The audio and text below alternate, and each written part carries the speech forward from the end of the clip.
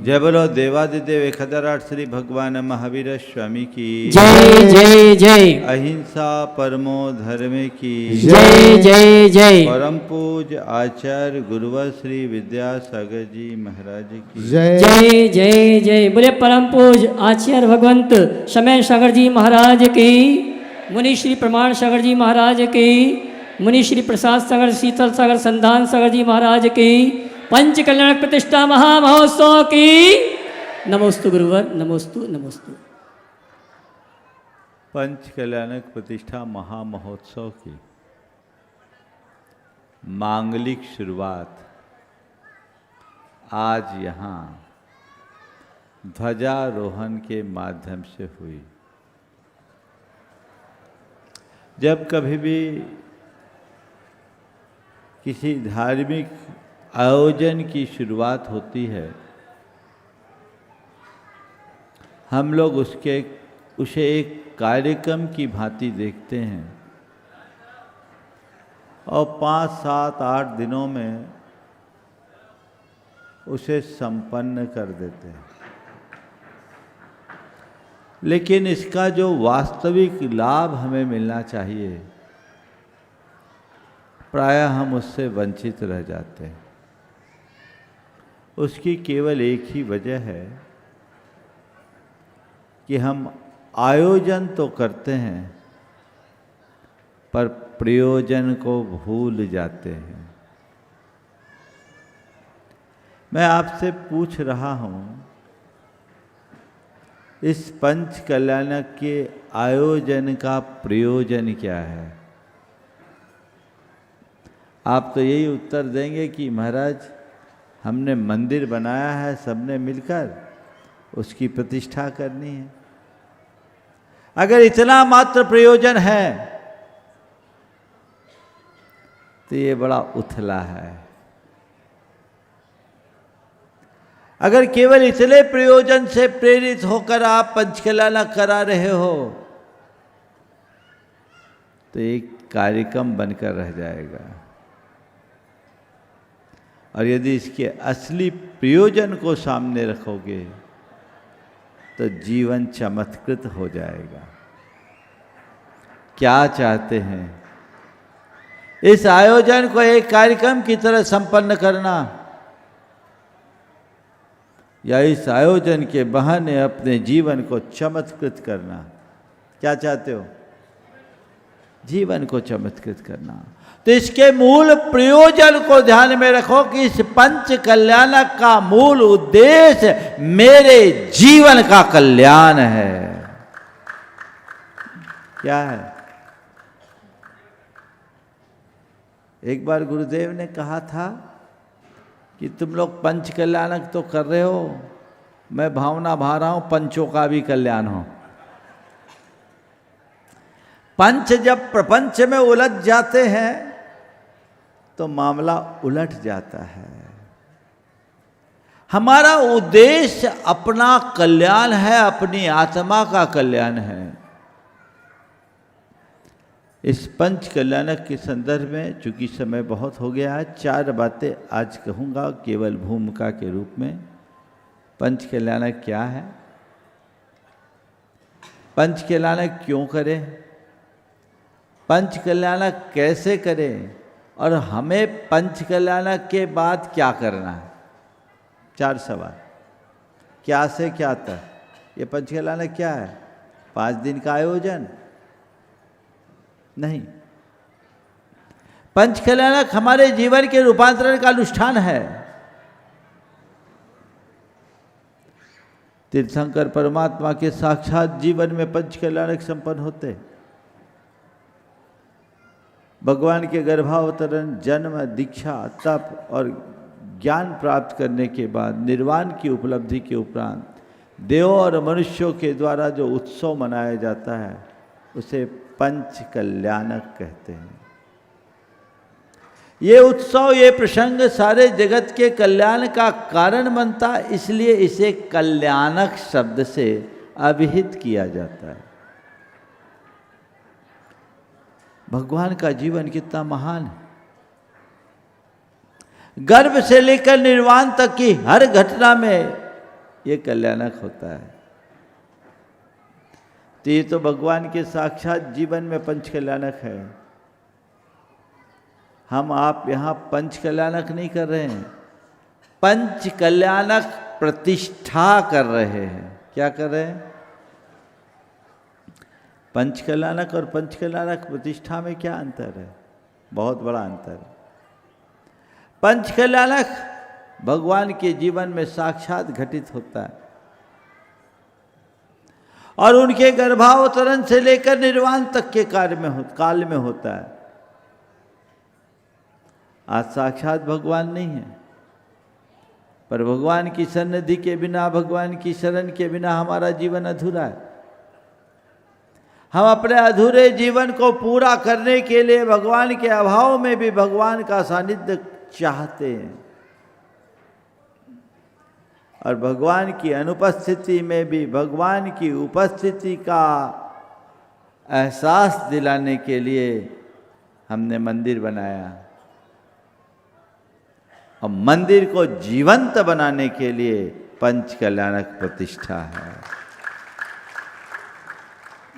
पंच कल्याणक के अभाव में मंदिर एक इमारत है और मूर्ति केवल मूर्ति। लेकिन जब हम पंच कल्याणक प्रतिष्ठा करते हैं तो मंदिर भगवान का घर बन जाता है और मूर्ति में भगवान प्रतिष्ठापित हो जाते हैं। बहुत बड़ा परिवर्तन देखने को मिलेगा आप सबको। अभी आप मंदिर गए होंगे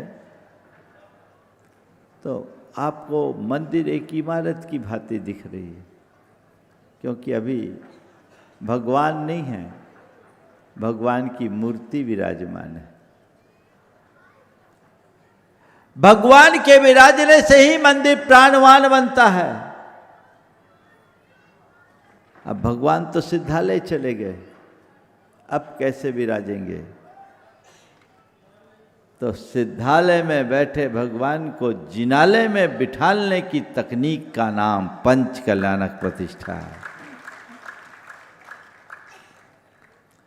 क्षेत्र की अपेक्षा वो भले वहां है, पर भावों से हम अपने हृदय में विराजमान कर सकते हैं। लेकिन हृदय में विराजमान करने के लिए भी हमें एक आलंबन की जरूरत है। जिस परमात्मा की हम आराधना करते हैं, अमूर्त स्वरूप में वो हमारे भीतर भी है, लेकिन भीतर के अमूर्त परमात्मा को हम पहचान नहीं पाते। उस अमूर्त परमात्मा को पहचानने के लिए हमें बाहर मूर्त परमात्मा का आलंबन लेना पड़ता है। बाहर विराजे मूर्त परमात्मा के आलंबन से हम अपने भीतर के उस अमूर्त परमात्मा को पहचान पाते। तो हमने उस परमात्मा को मूर्त स्वरूप में प्रतिष्ठित किया। उस अमूर्त को मूर्त मूर्ति में मूर्तिमान करने के लिए पंच कल्याणक प्रतिष्ठा की जाती है। इस पंच कल्याणक को एक नौटंकी की तरह मत देखना कि थोड़ी पूजा पाठ होगी, भक्ति आराधना होगी और शाम को दरबार लगेगा, रंगारंग कार्यक्रम होगा। ये पंच कल्याणक का बाहरी रूप है। इस पंच कल्याणक प्रतिष्ठा में वे सब अनुष्ठान संपन्न होंगे जो एक जड़ प्रतिमा को जीवंत भगवान का रूप देते हैं।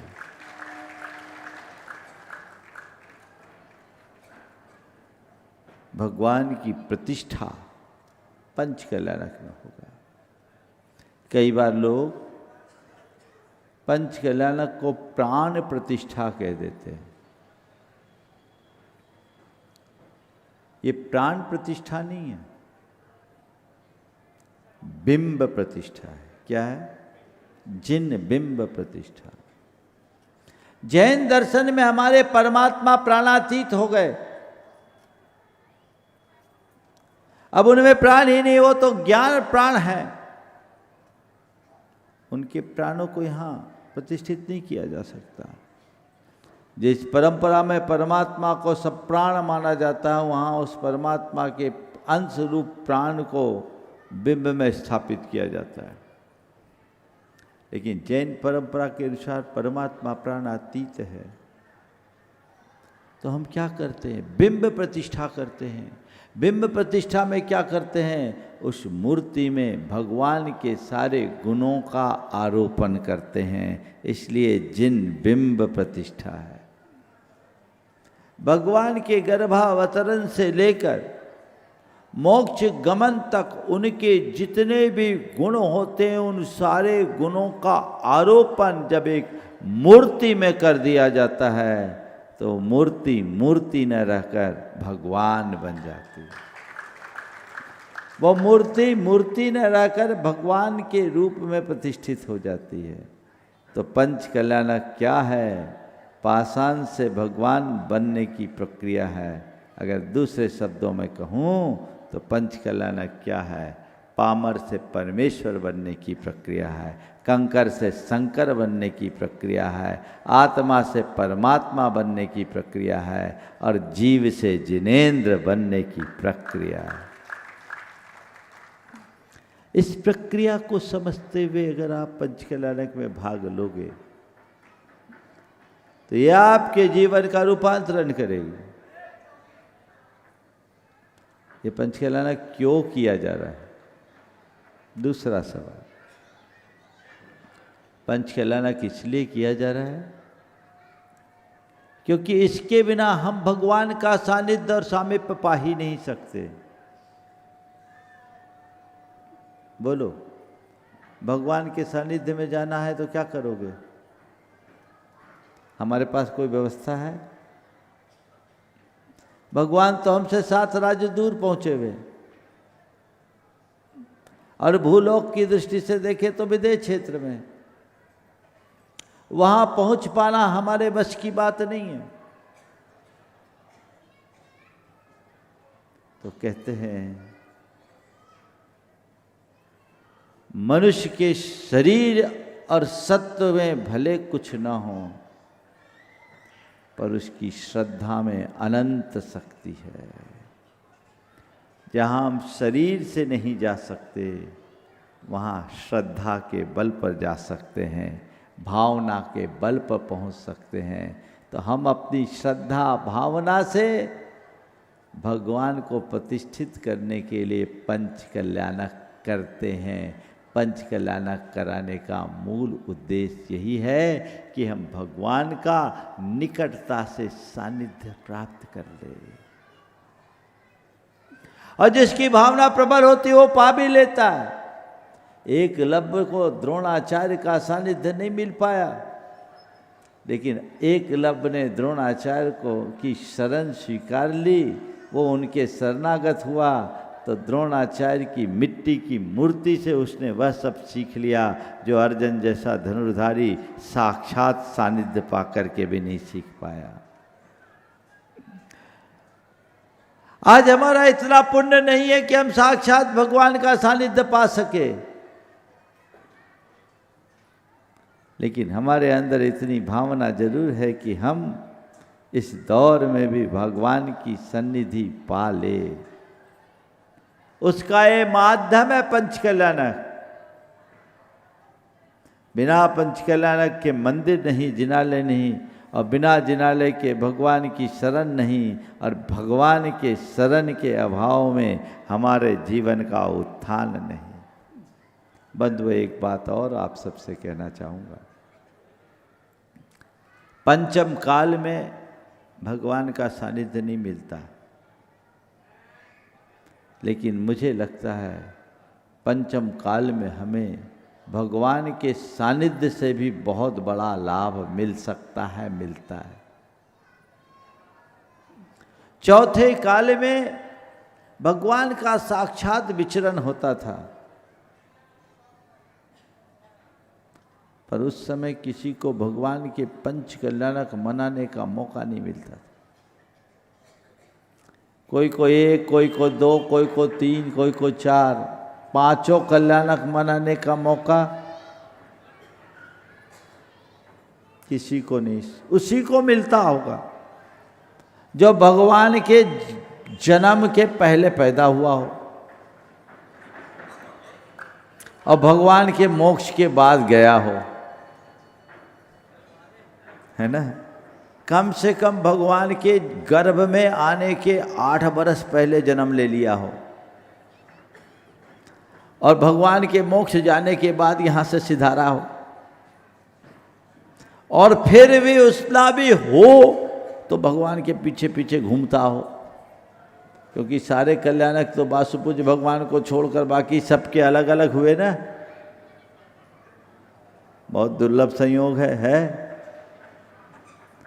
लेकिन ये पंचम काल में हमारे गुरुओं की कृपा से हमें कितना बड़ा सौभाग्य मिला कि हमें भगवान के 5 कल्याणकों को संपन्न करने का सुअवसर मिला है। इस अर्थ में देखा जाए तो ये चौथे काल से बड़ा भाग है कि नहीं। भगवान नहीं है इसलिए भगवान के मंदिर बनाने के भाव हो रहे हैं, क्योंकि हम भगवान का सामीप्य चाहते हैं और उसके लिए 5 कल्याणक 5 कल्याणक कर लेते हैं।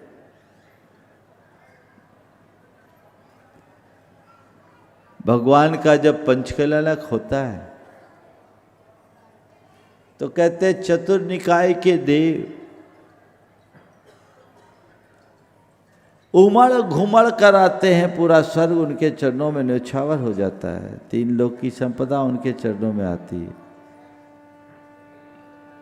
हमारे पास तो उतनी शक्ति नहीं है कि हम वह सब कुछ न्यौछावर कर सके, पर संत कहते हैं शक्ति नहीं हुई तो क्या हुआ, भक्ति तो है। यदि तुम्हारे हृदय में भक्ति है तो भक्ति की शक्ति अपने आप हो जाती है। हम भक्ति के बल पर वह पा सकते हैं जो साक्षात इंद्र अपनी शक्ति के बल पर भी नहीं पा सकता। इंद्र के पास संसाधन है, सारी फैसिलिटीज है, उसके परिणाम स्वरूप वो पल में आ जाता अपने पुष्पक विमान में आरूढ़ होकर। पर ये कम बड़ी बात नहीं है कि जब भगवान के 5 कल्याणक का प्रसंग आता है तो आप लोग भी अपने सब काम छोड़कर भगवान के चरणों में अर्पित हो जाते हैं, अल्प शक्ति और सीमित संसाधन के बावजूद। शास्त्रों में एक जगह एक बात लिखी कि चौथे काल में उत्तम सहननधारी मुनि जितना 1000 वर्ष की तपस्या से कर्म झड़ाता है, पंचम काल का हीन सत्वी हीन सहनन वाला मुनि एक अंतर मुहूर्त में उतना झड़ा लेता है। क्यों? 1 वर्ष है, मुहूर्त है, दोनों चर्चा आती है। उसको फैसिलिटी है, यहाँ बिना फैसिलिटी के। ऐसे यदि आप लोगों के संदर्भ में मैं कहूँ तो सौधर्मिंद भगवान के साक्षात 5 कल्याणक में जितना लाभ लेता है, आज यहाँ सौधर्मिंद बनकर भगवान की पूजा करने वाला 5 दिन में वो लाभ प्राप्त कर सकता है। कर सकता है कि नहीं कर सकता? जो साक्षात 5 कल्याणक में लाभ नहीं मिलता वो लाभ लिया जा सकता है। हमारा इतना सौभाग्य नहीं कि हम भगवान के साक्षात 5 कल्याणक में शामिल हो पाए, पर हमारा इतना पुण्य तो है कि हम भगवान का 5 कल्याणक आयोजित कर पाए, उसमें भाग ले पाए। सराहना कर लीजिए अपने भाग्य की। अब मुझे तो एक ही बात समझ में आती है कि भगवान का पंचकल्याणक भले साक्षात पंचकल्याणक बहुत बड़ा होता होगा, लेकिन मेरा मन कहता है इस पंचकल्याणक से बड़ा नहीं होता। क्यों? उस पंचकल्याणक में सब अच्छा हो, फिर भी मेरे नज़र में वो पंचकल्याणक अच्छा नहीं। क्यों? भगवान के साक्षात पंचकल्याणक में सब अच्छा हो, लेकिन फिर भी मेरे नज़र में इस पंचकल्याणक से अच्छा नहीं हो सकता। क्यों? क्योंकि उस पंचकल्याणक में सब होगा पर हम नहीं। सब है, हम नहीं, और जिसमें हम नहीं उसका हमें कोई प्रयोजन नहीं है ना। तो इस पंचकल्याणक को आप लोग एक आयोजन की तरह न मानकर अपने जीवन का एक श्रेष्ठतम अवसर के रूप में देखें और इसका भरपूर लाभ ले। भाव विशुद्धि के साथ पंचकल्याणक करना है। पंचकल्याणक की एक एक प्रक्रिया को इस तरीके से देखे कि ये पंचकल्याणक आपके जीवन की टर्निंग पॉइंट बन जाए, जीवन की दिशा बदले। आज आप देखेंगे पंचकल्याणक में भगवान सब राजा महाराजा हुए, राजपाट वैभव सब त्याग कर वे जंगलों के कंटकाकीर्ण मार्ग पे चलेंगे, दिगंबरी दीक्षा धारण करेंगे, त्याग तपस्या का मार्ग अंगीकार करेंगे। क्यों? ये सवाल मन में आना चाहिए ना। इसलिए कि ये सब राजपाट वैभव भोग विलास संसार में भ्रमाने वाले दुख के कारण है। अब हमें संसार में भ्रमना नहीं है, संसार से पार उतरना है। तो इस पंचकल्याणक से एक ही प्रेरणा लो कि मैं दीक्षा भले न ले पाऊं पर कम से कम सच्चा श्रावक तो बन जाऊं। इतना भी हो गया तो जीवन बदल जाएगा, आमूल चूल परिवर्तन होगा। वो बदलाव अपने भीतर हमें घटित करना चाहिए। उसके लिए प्रयास जगाइए। भाव विशुद्धि के साथ आप पंचकल्याणक करेंगे तो आपका इतना पुण्य संचित होगा, इतना पुण्य संचित होगा कि वो आपके जीवन को निश्चित रूप से बदल डालेगा। बदलने का प्रयास कीजिए। आप सबको ऐसा ही भाव लगाना है। और एक बात बताऊं, द्रव्य तो जितना लगाना था आप लोगों ने लगा दिए। जितना इनपुट दो उतना आउटपुट भी तो होना चाहिए ना। तो जितना द्रव्य लगाया तुम लोगों ने, अब उतना परिणाम भी आना चाहिए। परिणाम द्रव्य से नहीं आता, परिणाम भाव से आता है। तो आप सब लोग भाव विशुद्धि के साथ इस पंचकल्याणक को संपन्न कराएंगे, अनुशासन के साथ, शुद्धि और विशुद्धि के साथ। जैसा आपको भैया जी लोग निर्देश दे उसका दृढ़ता से पालन करना। और इस धार्मिक अनुष्ठान में शुद्धि और विशुद्धि का विशेष महत्व है। अपने शरीर की पवित्रता, वस्त्रादि की शुद्धि, इसको ध्यान रखो। और विशुद्धि यानी भावों की निर्मलता को बना के रखो, उसे खंडित मत होने देना। ये जीवन के लिए सबसे बड़ी आवश्यकता है। चौथी और आखिरी बात, पंचकल्याणक के बाद हमें क्या करना है? बोलो। प्राय आप लोग पंचकल्याणक खत्म होता कहता निपट गए। निपटना नहीं है। अब जिसके लिए हमने पंचकल्याणक किया है बस उसके निकट जाना है। भगवान का सामीप्य पाने के लिए भगवान का पंचकल्याणक किया है, तो पंचकल्याणक के बाद भगवान का भक्त बनकर भगवान की सेवा, पूजा, भक्ति का भाव रखना है। ये जगाइए। कल्याण का मार्ग तभी खुलेगा। हम 24 तीर्थंकर भगवंतों के जीवन चरित्र को पलट कर देखते, तीर्थंकरों के जीवन में 10 भाव प्रत्येक तीर्थंकर के देखने को मिलते हैं। उनमें मैंने हर मनुष्य जीवन में 2 बातें प्रमुख रूप से देखी कि जब जब तीर्थंकर श्रावक धर्म में रहे, उनने दान, पूजा, शील और उपवास का दृढ़ता से पालन किया। ये श्रावक का धर्म है। दान दिया, भगवान की पूजा की, शील का पालन किया और उपवास किया। और यही श्रावकों का धर्म है। दानम पूया शील मुवासो सावयानम चौभ्यो धम्मो।